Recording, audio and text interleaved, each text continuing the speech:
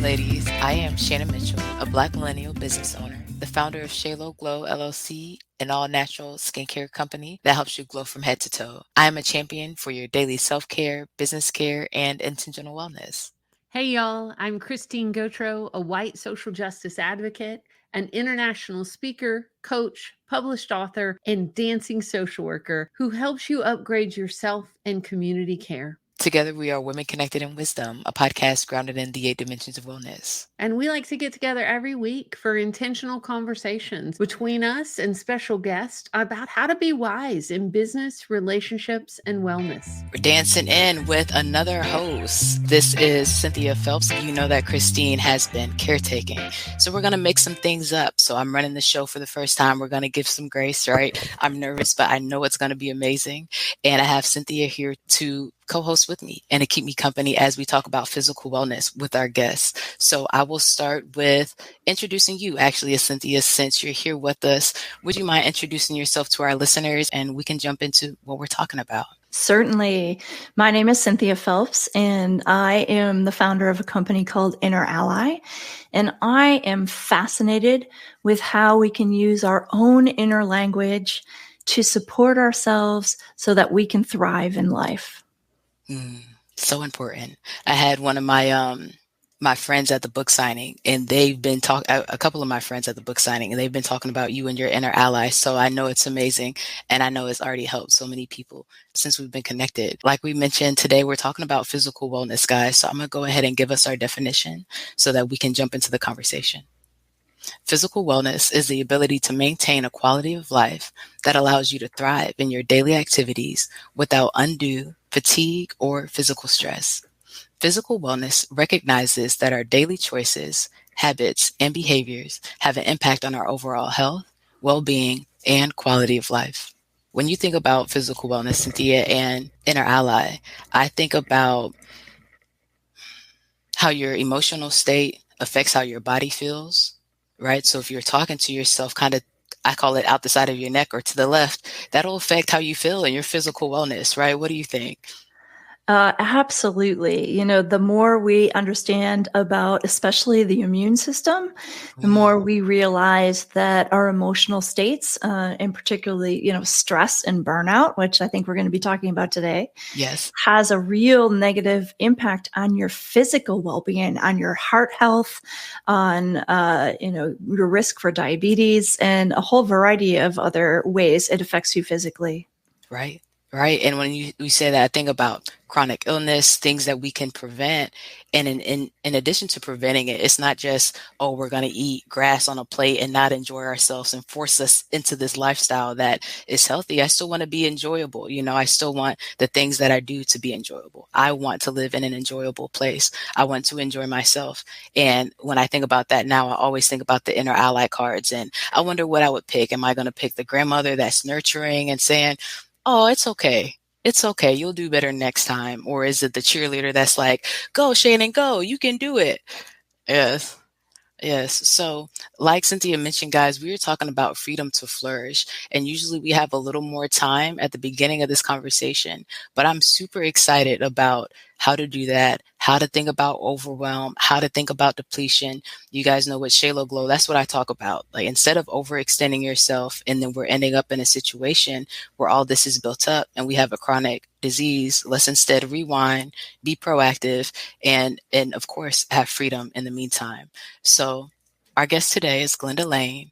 She is married to her soulmate with 2 girls, 11 and 13. So we bring people with wisdom from different places.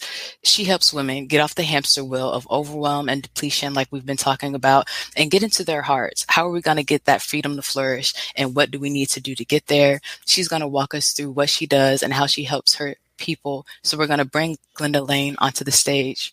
Glenda, welcome to Women Connected. Thank you. Thanks, Shannon. Hi, Cynthia. So good to be here with you both. Absolutely. Absolutely. So I would love to learn more about things that you do to specifically help people with overwhelm and depletion, especially high achievers, because we like to do things well. So if it's not how do we get freedom from that? Yeah. Well, a lot of those behaviors that lead to overwhelm and depletion, or just even having the perspective of overwhelm, have a lot to do with our protective patterning that we took on as children due to the beliefs that we took on as children. And so, as an example, one of those patterns is people pleasing. Another pattern is putting everyone else first and yourself last. And for me, one of my big ones was I believe that I needed to prove my worth, and I call it my drug of choice, because it really is no different, but my drug of choice was through achievement, right? It's like, if I can just keep getting, if I can just get it right, and if I can achieve and achieve and achieve, then I'll be good enough, right? Then I'll be worthy, all those things. And again, this was a very subconscious thing going on for me. I didn't realize it for so many years. But I think the first step really is awareness of ourselves and how we are actually operating in life, right? Like, what's our default way of being, is another way of saying it when we're not conscious. And so understanding what these patterns are, we don't have to necessarily know where they came from and all that, we don't have to go digging for that, but just to become aware of like what is really running the show here. And part of the problem with those, I call them protective patterns, because it's the ego's construct of how we believe we need to be in order to stay safe and loved, right? And so part of the problem with that is the more that we're engaging with those patterns, the more we lose touch with our true selves. We lose touch with listening even to our, I don't know if this, sorry, Cynthia, I don't know, but maybe it's your inner ally, but really listening internally to your own intuition, your own inner wisdom, your body wisdom. So I talk a lot about that. We lose touch with what's important to us, what we want, versus, when we're putting everyone else first, it's very easy to lose sight of, well, what is it that I actually desire? What really matters to us and our values. If we're trying to be something we're not, or be someone that we think we should be because it's expected of us, then we can lose sight of what really matters to us and our true nature. And then also, like, why we're here. Why are we here on this planet? What is my mission, so to speak? What is the gift that I am, as to why I'm here on the planet right now at this time?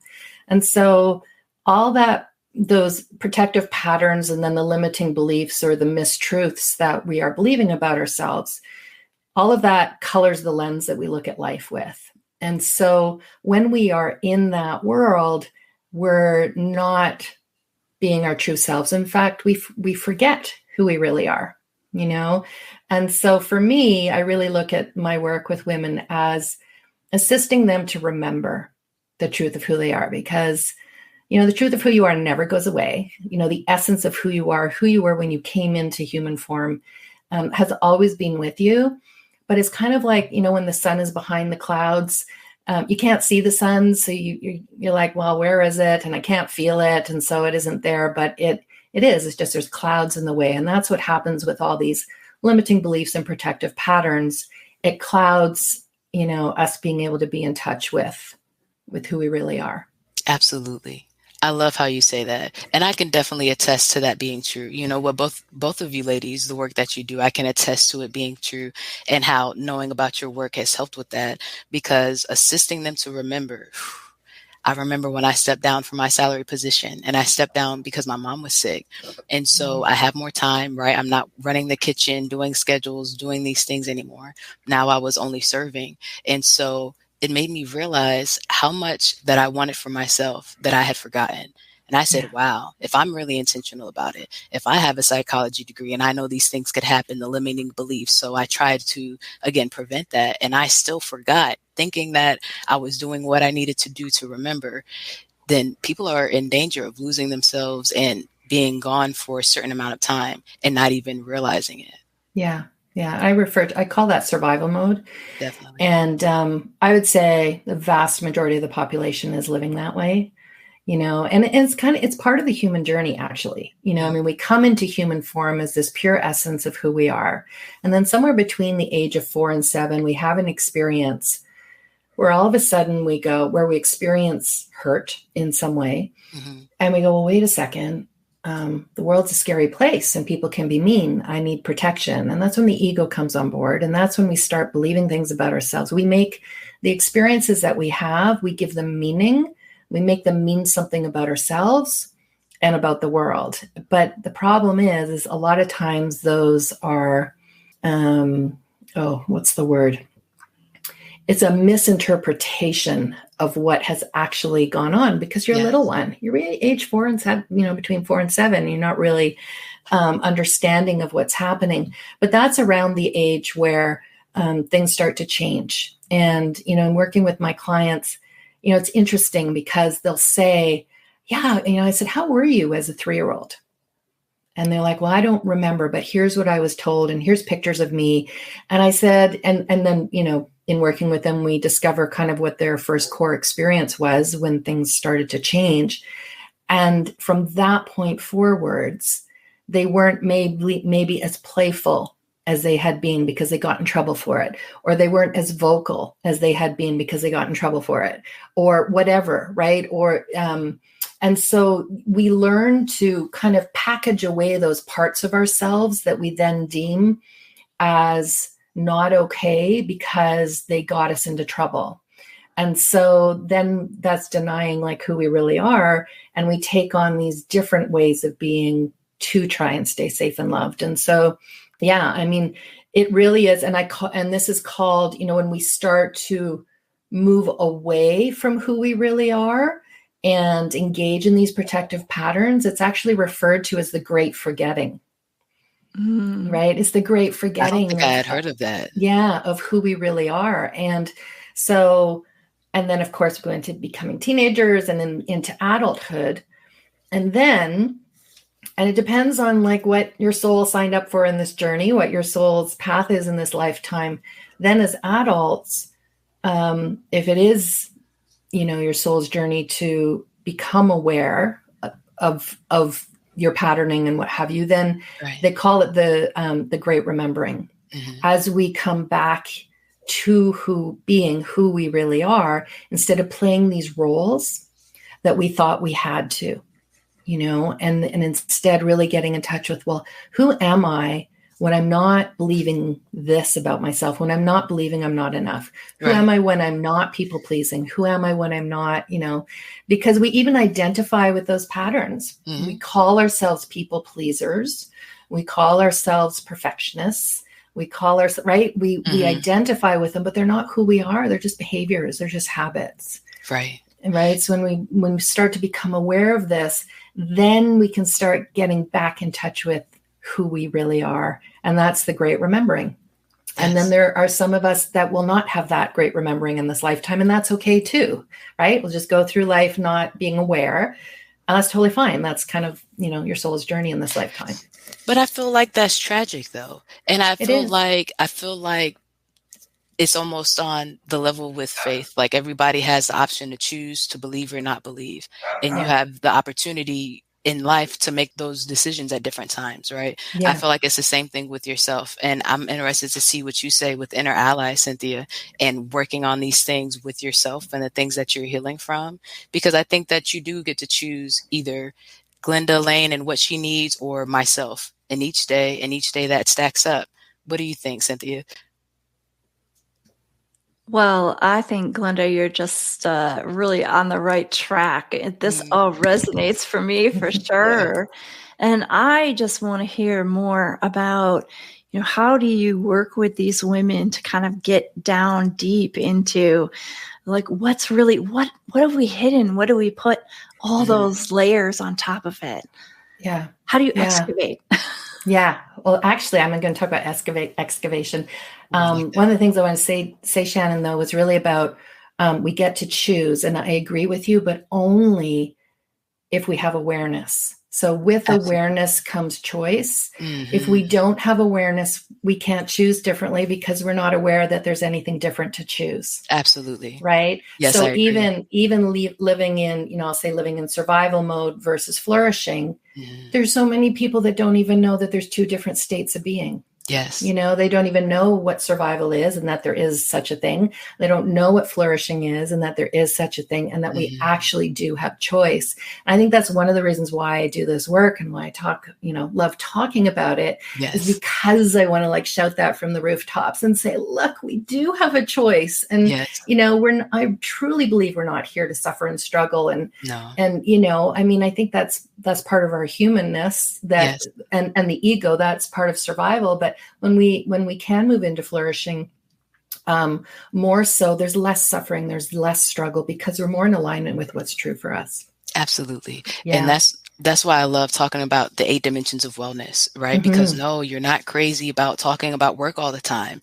It's a whole Yeah. dimension of wellness that we should Yeah. consider and have places that we can be aware and intentional in, Yeah. and Cynthia, that's why I love what you do with the inner ally, because even if, like you said, Glenda, 4 to 7, now I'm going back to 4 to 7, like, oh, I got divorced at 4 to 7. That makes sense Mm-hmm. why things, and of course I wasn't the one that was married, but Yeah. that's where I was in that moment of my life. So when I think about the inner ally and what I could have every day, I think that it really can help women with the way that they process things. Like you said, Glenda, is this Mm-hmm. really something that's me? Maybe I am treating myself harshly, or is it really something I should separate, that I made this situation me, I made this situation my parent, and then took it personal and didn't understand the context, and then I Right. changed the definition of who we were for a decade or two. Yeah. That's really important, and I think that's how inner ally is amazing at helping people do that. Mm-hmm.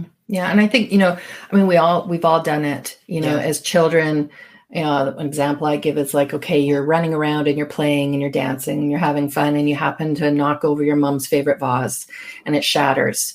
And, depending on your mom, it could be anything from the look she gives you Yeah. or the look you see on her face Mm. to being sent to your room, being yelled at, punished, whatever the thing. Yeah. And you can interpret that experience meaning that mom doesn't love me, or, that I mustn't be good enough because I was then punished, Right. that I can't be playful and dance around and have fun because look what happens. I get into trouble, like just all the things. So, we all have our own version Yes. of what's happened to us. But I think where we're all unified is that we've all had experiences of some description where we misinterpreted what happened and then made it mean something that wasn't true. And then we start to believe these Absolutely. mistruths about ourselves. But yeah, I wanted to go back to Cynthia. You mentioned about, is that okay? Can I answer it? Absolutely. Okay. Please. You talked about getting to the root of things and excavating. And, my original training when I was learning to read energy, was about excavating. It's kind of like, okay, let's go find the thing that is at the root of all of this. And part of what was, I think, driving me was at that time was this idea that I was broken and I needed fixing, right? So if I can just find the thing that's broken, and if I can just fix that, then I'll be good. And what I've really learned over the years, what I've really experienced now, and what I've come to is that we're not broken. We don't need fixing. We're whole and complete.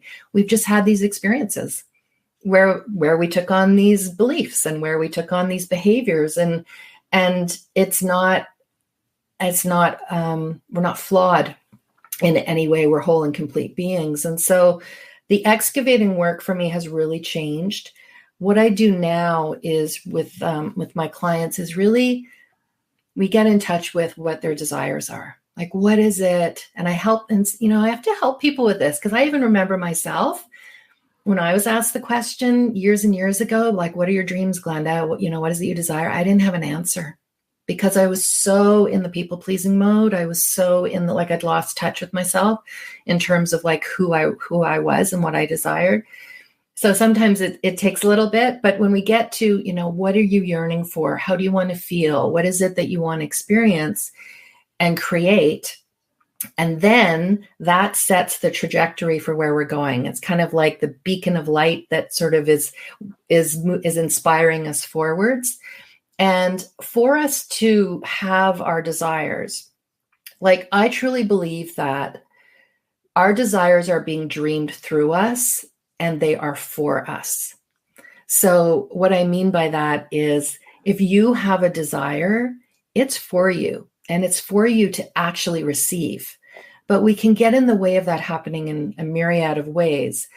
But when we start moving, taking steps, and this is where it's about co-creation with God, universe, source. I call it Gus just because it's just easier to put whatever word you want to use, right? And not being irreverent in any way. It's just my way of trying to address all the different ways that people talk about this higher consciousness. I get it. Right. And so it's this co-creative dance with Gus of like, okay, here's my desire. The minute you have a desire, that's your ask.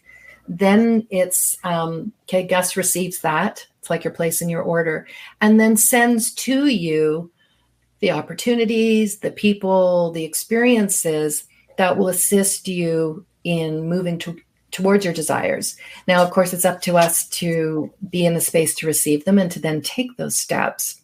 And then the next one is revealed. So it's kind of like you take a step, Gus takes a step. You take a step, Gus takes a step. And so as we're taking those steps towards our desire, we are becoming more of our true selves, right? It's who we become along the way versus actually getting to that destination. It really is about the journey and not the destination. But I would add, it's about who you are becoming along the way. And if I have, and your desires are resonating at a certain frequency, it's the reason, and you're resonating at a certain frequency because we're all energetic beings. And so the reason it isn't here right now is because we're out of resonance, right? We're out of alignment. And so for us to become resonant for our desires as we're taking these steps, all the stuff that is not resonating with where we're headed is going to organically come up to leave. So that's why I don't believe in excavating and going and looking for what do we need to fix or heal or shift or change. It literally comes up into your awareness. And so, I'll call these catalysts as an example. So a catalyst is typically something that you don't like. We can call it contrast, right? Whatever, people will call it the problem or an issue or whatever. Or tension, right? Yeah. You get triggered, you get like whatever it is.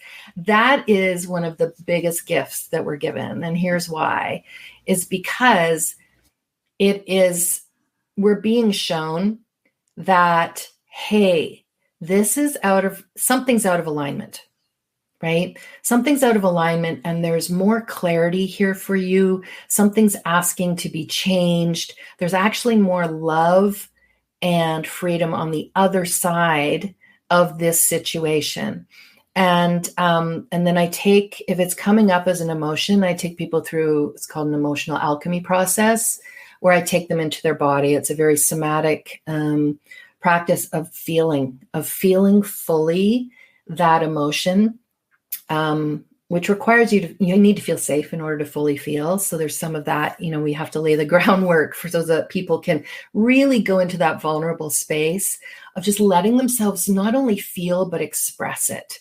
Whatever movement wants to happen in your body, whatever sound wants to come out of your mouth, and breath, we use a lot of that to really be with what we're feeling. And then what tends to happen, because emotions are just energies and they want to move. And these emotions that are coming up often have been suppressed for years, right? Often it's not even the catalyst that's coming up right now that it's from. It's just the excuse for emotions from your past that we've suppressed to come up, right? And so we get to feel them through and give them the attention in the space that they're asking for so that they can move through our bodies. And then we come to this place, I call it neutrality, right? Where there's no charge. And then we get really curious, right? So after we felt in with the body, then we get curious about, when have I felt this way? What's my first memory of feeling this way? Or what am I believing that has me feel this way? And this is where I guide my clients, because it's different each time, right? That's what I love about the work, is that it's different with every person and it's different every time. And sometimes we go into past lives. Sometimes we go into childhood stuff. Sometimes it is just amazing where it can go.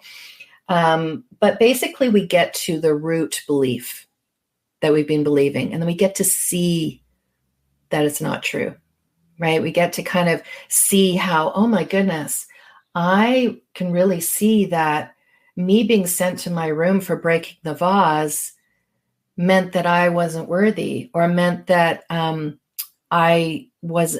mom didn't want to be around me, or like whatever it is, and that I mustn't be good enough. And then we get to see that we've collapsed the meaning of the experience with who we are, and then it's not true. And then we get to like, okay, well, what is the truth? What actually is the truth? And really tapping into that, not just from a headspace, but so you can literally feel it in your body, because truth feels light and expansive, and lies feel heavy and contractive in your body. And so when I'm working with someone, it's very cool, because I not only see the shift in them, but I can feel like, oh my, the expansion happening. And then from that new place of truth, then it's like, is there anything to do? Is there a step to take? And that's where the aligned action step comes in. It's from this place of truth, not from what we were believing before. And it's such a beautiful process. And what I see a lot of is people skipping to the what's at the root of this before they've felt. So because we've not been taught how to be with our emotions. A lot of people are afraid of them for good reason. That's what they've experienced in the past. There's all sorts of beliefs that, oh my goodness, if I let myself really feel this sadness, I'll become depressed. Or if I really feel this anger, I'm going to become this angry person. Like I'll stay stuck in it and I won't come out of it. We also give it meaning. We'll just say anger as an example. We'll judge the anger, and then we'll judge ourselves for feeling the anger. And then we'll judge ourselves, maybe even for judging ourselves, potentially. And then we'll make up a story about it, right? It's amazing how we'll go down this rabbit hole of, oh my God, and then I'm going to be this angry person. And then, my partner is then going to hate me and is going to leave me, and I'm going to be alone and destitute on the street, right? Like we can go down this rabbit hole. I like to call it zero to homeless in 60 seconds. Yeah. There you go. Totally. That makes sense. Right. But it's all just story creation in the mind. And so when we can assist people in seeing that, no, that's not the truth, right? And It's actually safe. And here's what we're going to do. And I'm going to guide you through this. And so it's really helping people be with their emotions in a beautiful, loving, compassionate way versus any form of judgment or resistance, because that's when we actually stay stuck in the emotion. That's when it doesn't move, because judgment is a form of resistance, and what we resist persists, right? So we just keep swimming in that same old. And so it doesn't allow those energies to move. And I know this is about physical health today. And really, I'm also a physical therapist. I've been doing that for 33 years, in addition to the energetics coaching that I do. And what I have now really come to see is that all physical symptoms, whether it's a symptom, dysfunction, disease, have a root energetic cause. And so really what is showing up in our bodies, I believe our bodies are the messenger of our soul, and our soul speaks to us through emotions, through physical sensations such as pain, tension, nausea, whatever, anxiety, even, right? Right. And then also dysfunction and disease. Mm-hmm. And so when it is manifesting in our physical bodies, it's our soul's way of saying, look here, right here, be with this.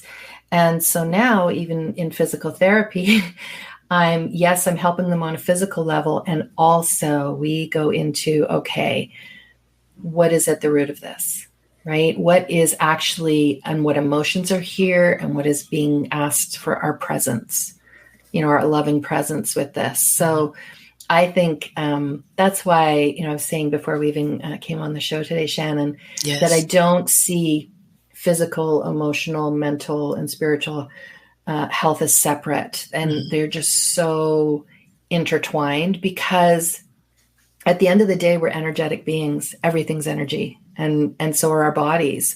And so we can't really separate that out, although that has been what's kind of, if we look at a medical model, what has been looked at before, right? But we're whole beings.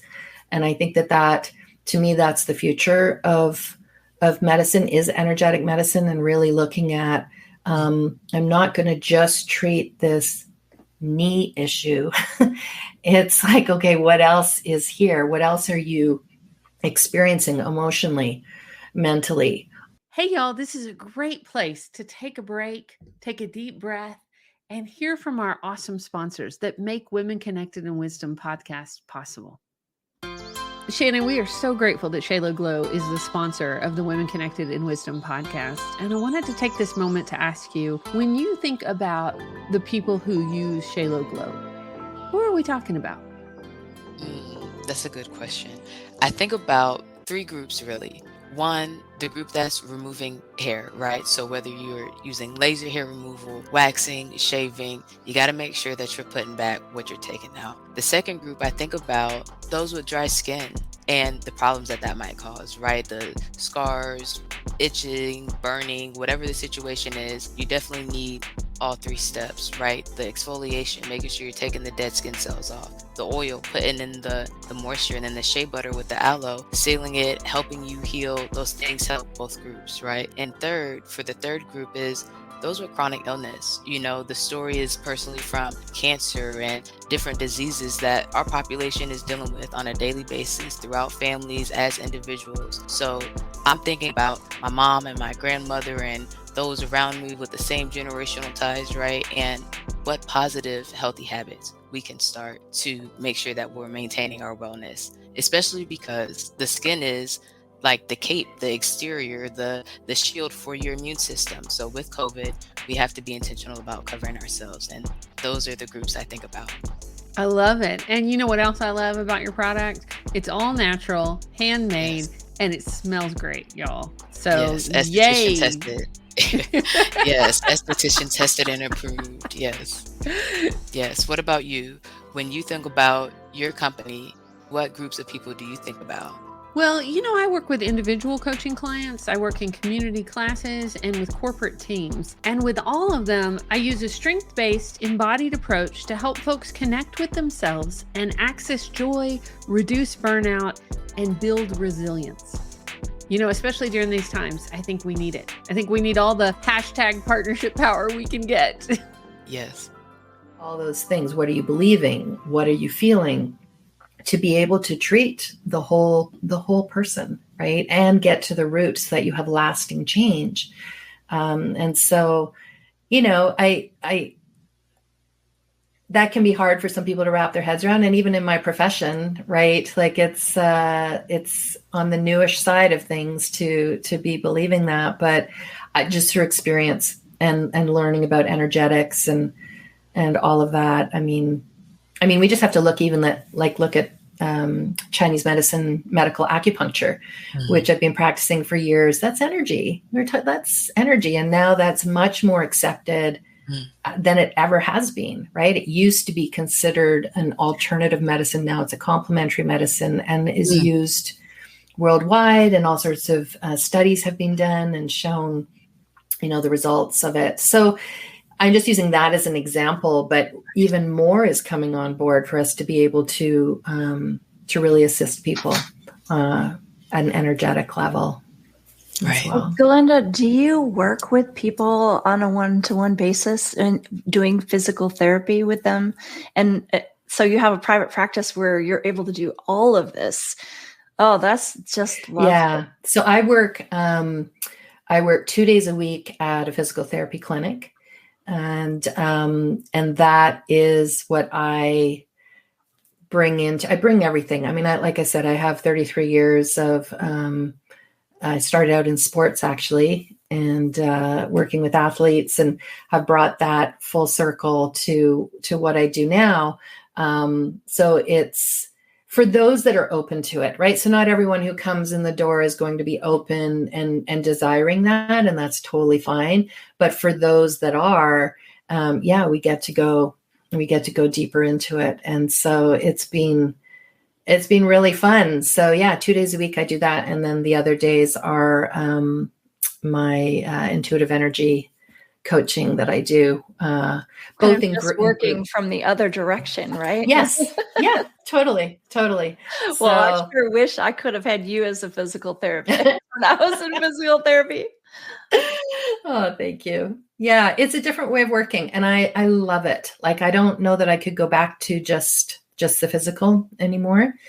And honestly, so this is going, maybe taking it a little woo, I don't know, but I really believe that, each of us is, because we're energetic beings, we're emanating light codes, right? And so who I am, if I'm in my heart and I'm in my truth, then I am emanating those codes of love and truth.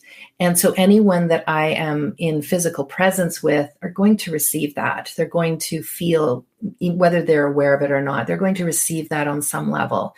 And so just your very beingness with clients is an activation in itself before you even do anything.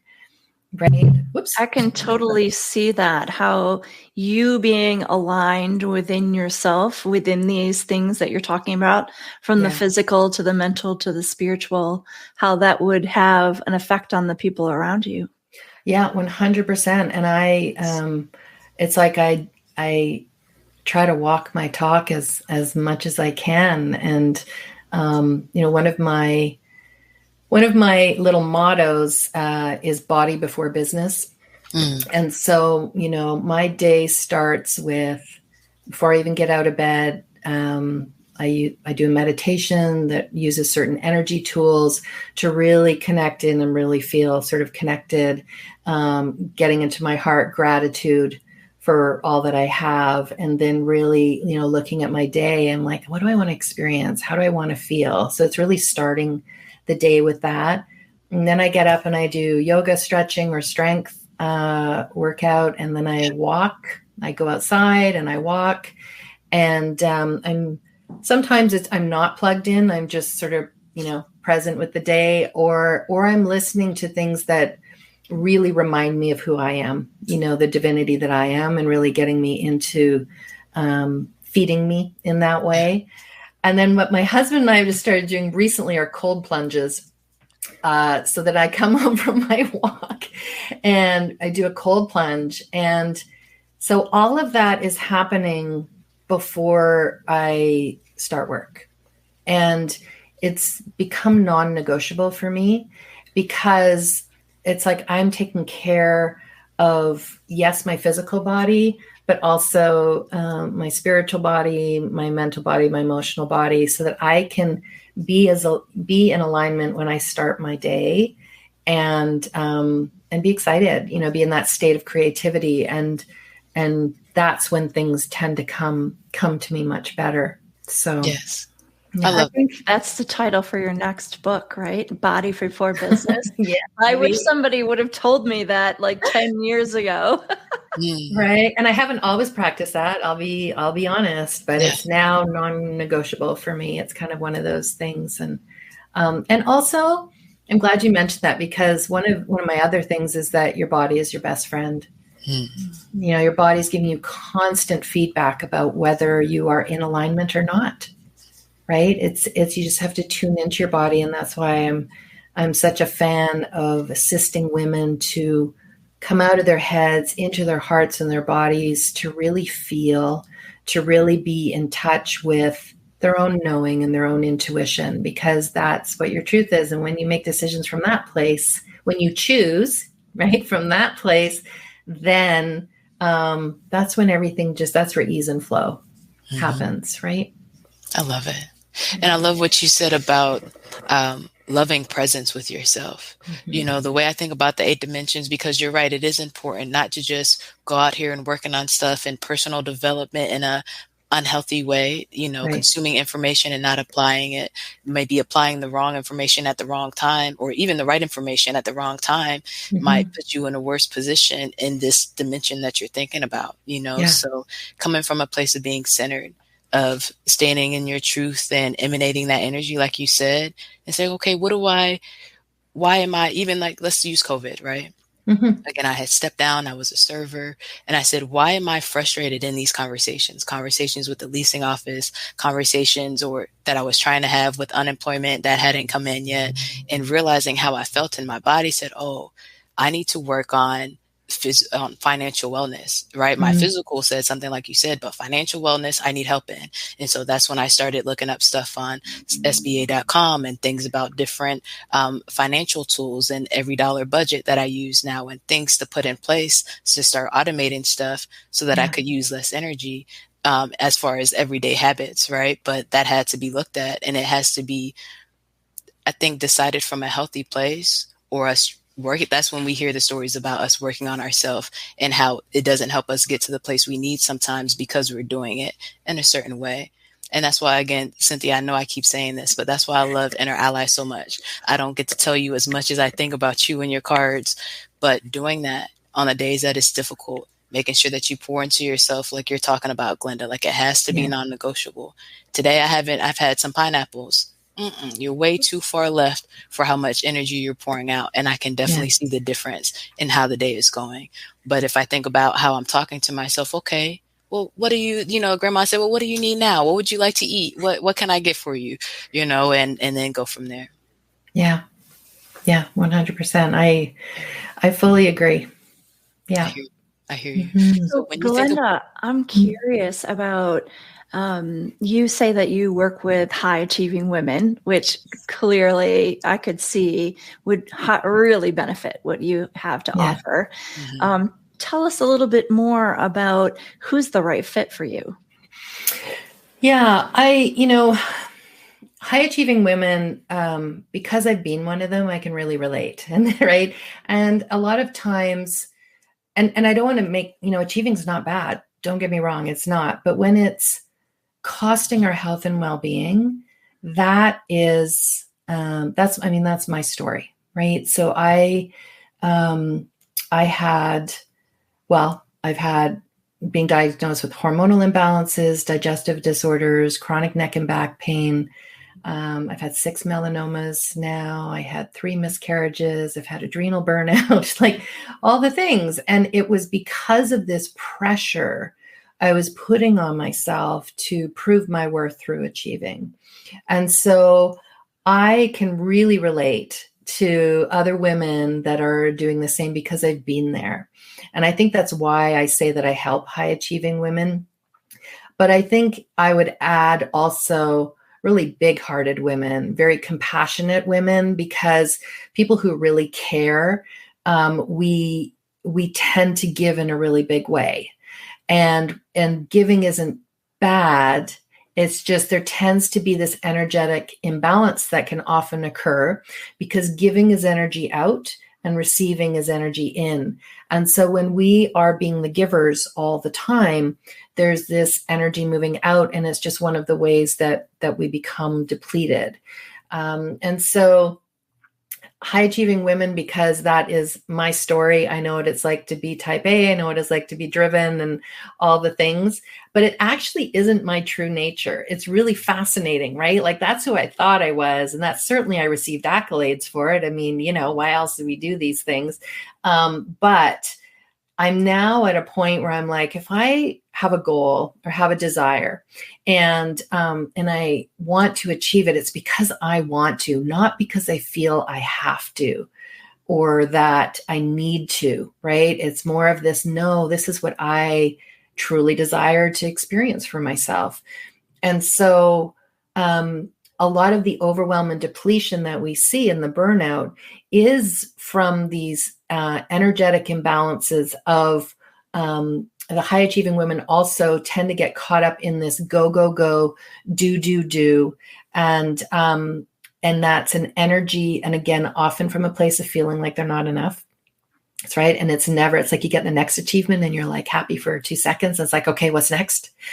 Right. Like, let me get to the next thing. I have no idea what you're talking about, Glenda. No. Right. It's like, oh yeah, I celebrate for maybe 20 seconds. And then okay, what's next? Yes. Right. Or this feeling of, okay, everything's great now, but the other shoe's going to drop if I don't like progress or move up or like whatever it is. Right. No. And so it's, oh God, it's exhausting just talking about. So anyway, it really is this go, go, go. And it's what we call the distorted, I call it the distorted masculine energy, the hyper masculine energy because doing is masculine energy. And so, we tend to then, and being is feminine, and all of us have feminine and masculine energy in us, regardless of what gender we are. Right. But we as women, there's this, the more we go into the masculine, the more I think we lose touch with who we really are, that feminine essence that lives in us. And it's this, again, this state of just overdoing and exhausting and not relaxing into just being. And being is the state of receiving, right? When we're go, go, go, it's almost like a push away energy. And it's also like saying to Gus, no, I got this. I don't need your help. Like I got to do it all by myself and I got to get it right. And I got it right. Like I'm not going to even pause to be given to. So there's that side of it. And then what I also see though, is I would call it distorted feminine. And the distorted feminine is really about this idea of sacrifice, almost servant girl, because we're amazing nurturers. But there's this like nurturing at the cost of ourselves, at the cost of our health and well-being. And I've just really, like I just said to someone the other day, I said, look, it's not okay if it's costing your health and well-being. It never is okay if it's costing your health and well-being. Right. And so we've been so taught to put ourselves on the back burner and take care because we're very good at it, right? Of nurturing. And it's not that we can't nurture, but also let's nurture ourselves and make ourselves a priority in that, because, well, we all know that, if we've got an empty tank, how can we help and nurture? Anyway, we don't have anything left to give. So it really is sort of filling up our own tank first with, our own essence, our own energy, and really being in this place of solidity within ourselves. And then we can give from that overflow that comes from that. So I tend to see women either in the hypermasculine overdrive, do, or the distorted feminine of where we've been also taught that, you're not a good person unless you're putting others ahead of yourself. We see it in religion. We see it in cultures. We see it, right? It's very pervasive, right? Yeah. And so now it's like, to me, it's like, no, let's come back to the divine feminine, the divine masculine. So the divine masculine is about structure and systems and direction and support. And then the divine feminine is about the flow and the creativity and love, right? And so I've described this before as, if you think of the riverbanks, right? Think of the riverbanks as being the divine masculine, right? It's guiding where the river flows, and the river is the feminine. So if we didn't have the divine masculine holding the feminine and guiding, then we would just have a mess. We would just have like this mess of water everywhere. There wouldn't even be a river.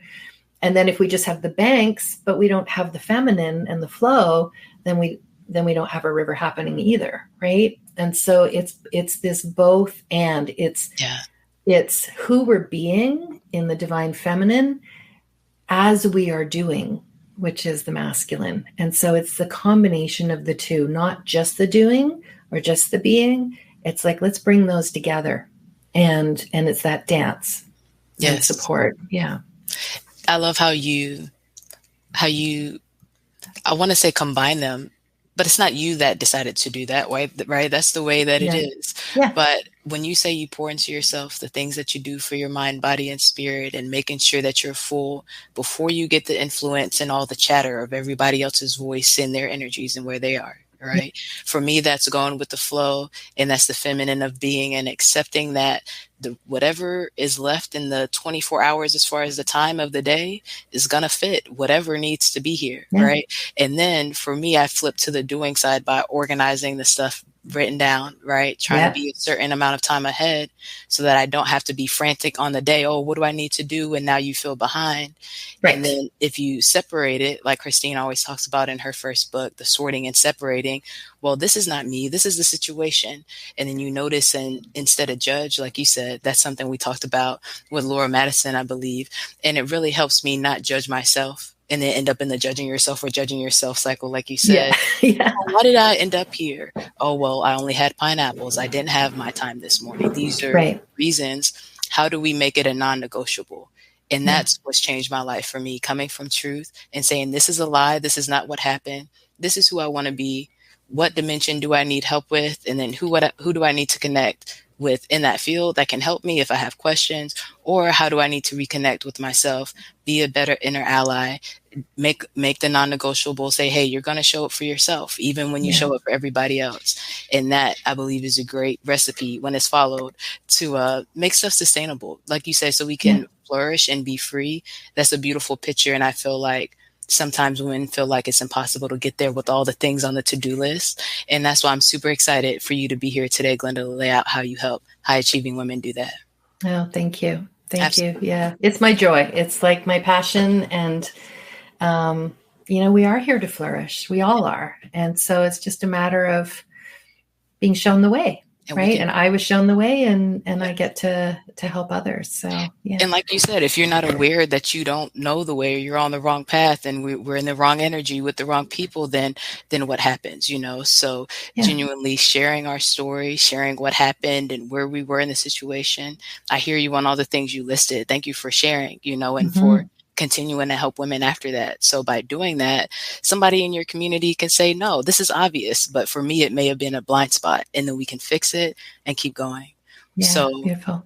Every day we like to give a wisdom in action when we're on the show for what we're going to do for that dimension of wellness intentionally for ourselves this week. So for this week and physical wellness, what are you ladies working on?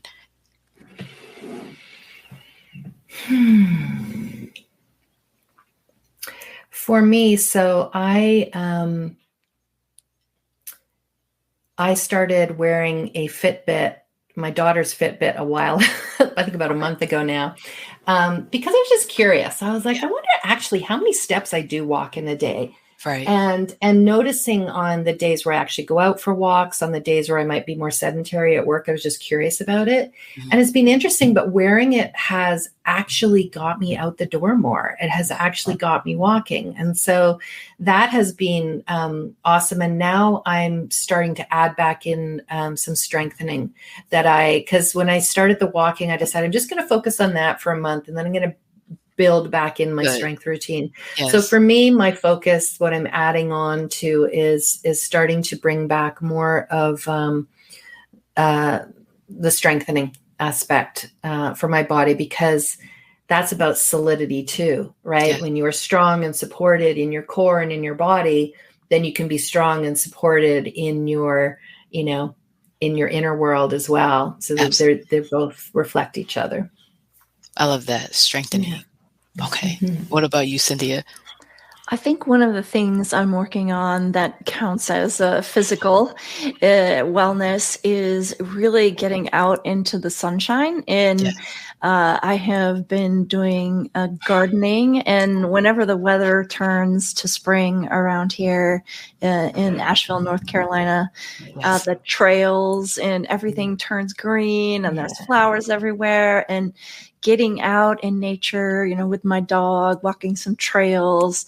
This is a practice of physical wellness, but it's also just like it soothes my soul as well. Yeah, definitely. It's beautiful. Asheville is gorgeous. I love it there. Yeah. And it definitely counts. The fresh air, you're walking, you're outside, like you said. We talked about the emotional, and I think both of you ladies are great. And I love too how you said, Glenda, that you didn't do everything at the same time, that you gradually got back into it. I think that's super important, right? Yeah. Gradual's the way, for sure. I like about that. You, Shannon? And that's what I might change it. I like what you said. Gradual is the way. I think that what I know is I have been outside. So I've been getting the sunshine. I've been working on working out. My goal is to run 4 times a week. And last year I had changed it, right? Talking about steps, because I had started working. I had went back to salary managing for a minute before I stepped into the businesses. So working all these hours as a salary manager, my feet, when I went running, were like, no, we're not going up this hill. We went up enough hills. And I looked at the steps. They were like 10,000 steps a day, 12,000 steps a day. So it's crazy. So I was thinking maybe run 4 times a week. I think I'm going to say make it a non-negotiable, because that's where I've been with my stuff. I've gotten off of the journaling a little bit. Like I said, I'm definitely off the checklist of eating and making sure that you are filled up before you're pouring out. And I've been having that conversation with myself, like, hey, you said you're going to do this. Make sure that you do what you say you're going to do for yourself. So make it a non-negotiable. Yeah, beautiful. Yes. Love yes. it. Well, absolutely. Thank you so much, ladies, for being here. Glenda, I will pop you back in the green room, and thank you for, let's actually share again. I know we talked about how everybody can find you, but I want to make sure that everybody who's listening and that is watching has your website. And can you also tell them before you go about the freebie that you have for us and what you have coming up in May? Yeah. So I have a gift for everyone. It's called the 3 Secrets to Get Off the Hamster Wheel and Flourish for High Achieving Women. And if you go to www.giftfromglenda.com, you can receive that. And then I'm also like super excited. This is a free event that I have coming up starting May 8th. Yes. And it's called Flourish, the 5-day transforming stress experience. So it's going to run from May 8th to the 12th. And again, this is for women who they're just tired of stress running their lives, right? Yeah. And they just know that there's something more for them. They're like feeling this nudge, like, I want to flourish. Like, I don't want to just be surviving my life. Right. May even feel a bit disconnected and lost right now. Mm-hmm. And so come join us.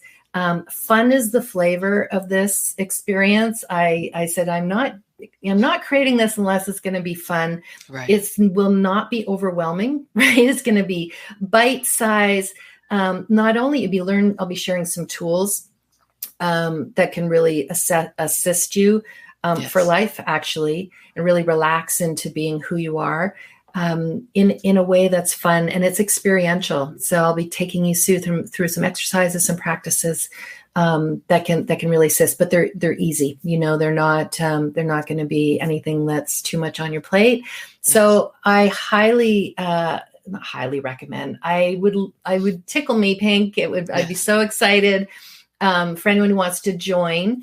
And to register for that, again, it's a free event. It's www.zoomwithglenda.com, and you can register there, and then you'll get on the list and receive all the information where you can come and play with other women that want the same as you, that really want to learn that. So I'm excited to be offering this event and to meet more amazing women, such as yourselves and our listeners. So yeah. Yes. And I definitely highly recommend it. That sounds amazing, to relax into being. I think that's very important right now. Very important. What about you, Cynthia? I would love for you to share your information as well, so that everybody who's interested in Inner Ally, self-compassion, and your Inner Ally cards know where to find you.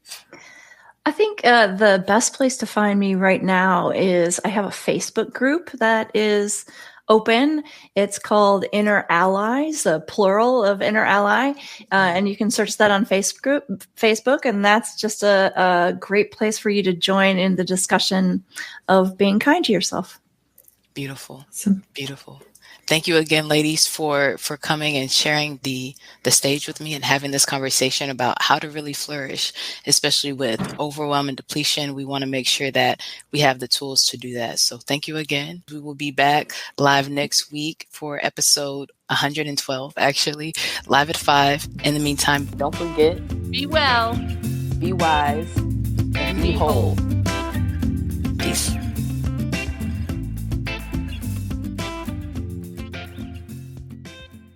Thanks for listening. This has been the Women Connected in Wisdom podcast. On air live on Wednesdays at 5 p.m. Eastern via Facebook and YouTube. Be sure to like, share, and subscribe. Be part of the conversation and get connected at womenconnectedinwisdom.com.